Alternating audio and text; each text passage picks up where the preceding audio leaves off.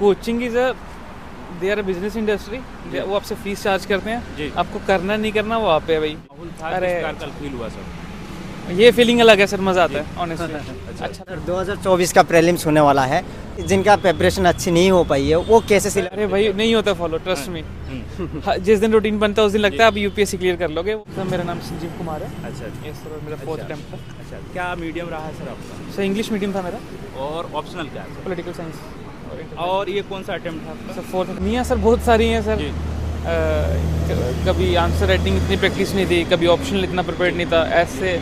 सो comprehensive तैयारी लगती है, वो आहिस्ता आहिस्ता इंप्रूव होती है। मे भी कुछ अभी भी कमी होगी, जी जी हो सकता है। अभी आप जब एंट्री की हॉल में, किस प्रकार का माहौल था, किस अरे प्रकार का फील हुआ सर? ये फीलिंग अलग है सर, मज़ा आता है ऑनेस्टली। अच्छा लगता सर है। क्या क्या सवाल आपसे पूछेगा है? ज़्यादातर स्टैटिक पोर्शन से पूछेगा या करंट इश्यूज? सर हमारा ओपिनियन बेस्ड ज़्यादा क्वेश्चन था, क्योंकि I am from JNK, so there were lot of questions from the article 370, this Pakistan, China, Houthi attacks, Israel. तो सर आईआर से रिलेटेड बहुत सारे सवाल। My optional is international relations, that's why there were some questions from international relations. एक दो सवाल बताना चाहेंगे, जैसे कि आप कह रहे हैं कि आप जम्मू कश्मीर से हैं, तो जम्मू कश्मीर से रिलेटेड क्या सवाल पूछेगा? सर टूरिज्म क्वेश्चन पूछे गए, आप टूरिज्म को कैसे प्रमोट कर सकते हैं, नए इंस्टीट्यूशंस आ रहे हैं, उनका रेपरकशंस क्या होगा, और आर्टिकल 370 का रेपरकशन क्या है, हमारे border security forces, Indian army जो वहाँ प्रेजेंट है उनका मैंडेट क्या है, ये सभी क्वेश्चन पूछे गए थे। अच्छा सर,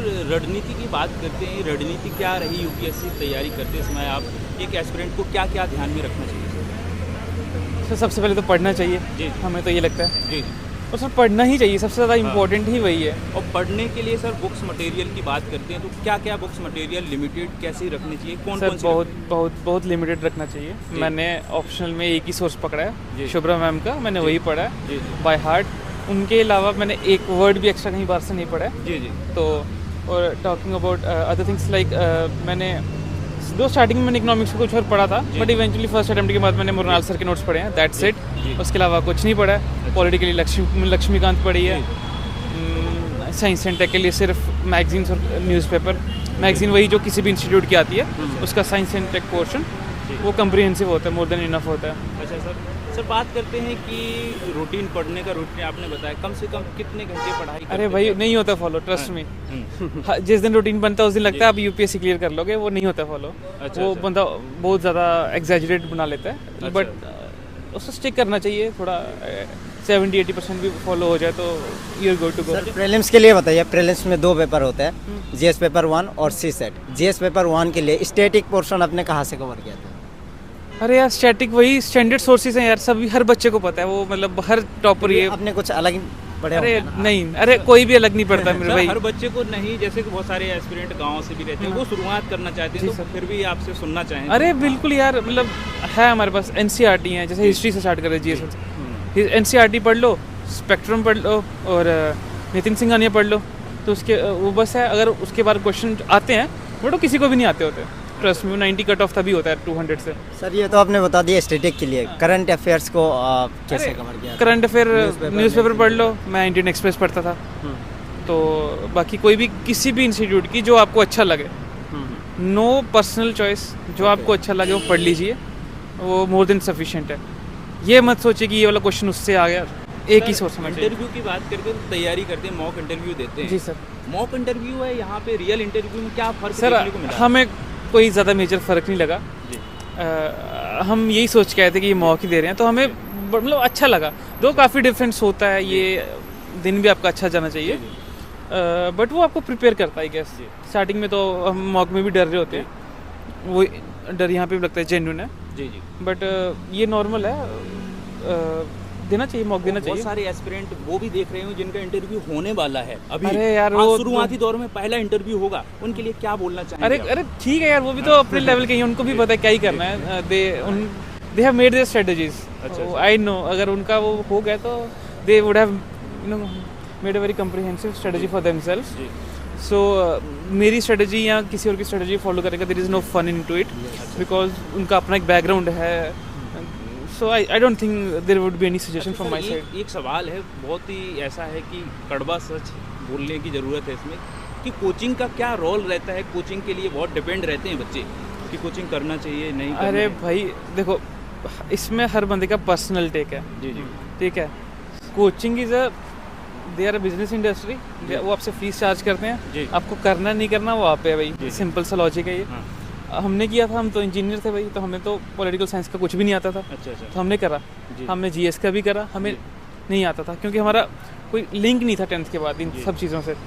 और खुद पढ़ने में और कोचिंग में एक वाइडर कॉन्टोर सेट हो जाते हैं। They will let you know that you need not to cross this line, जी। Which is very important because the syllabus is very huge.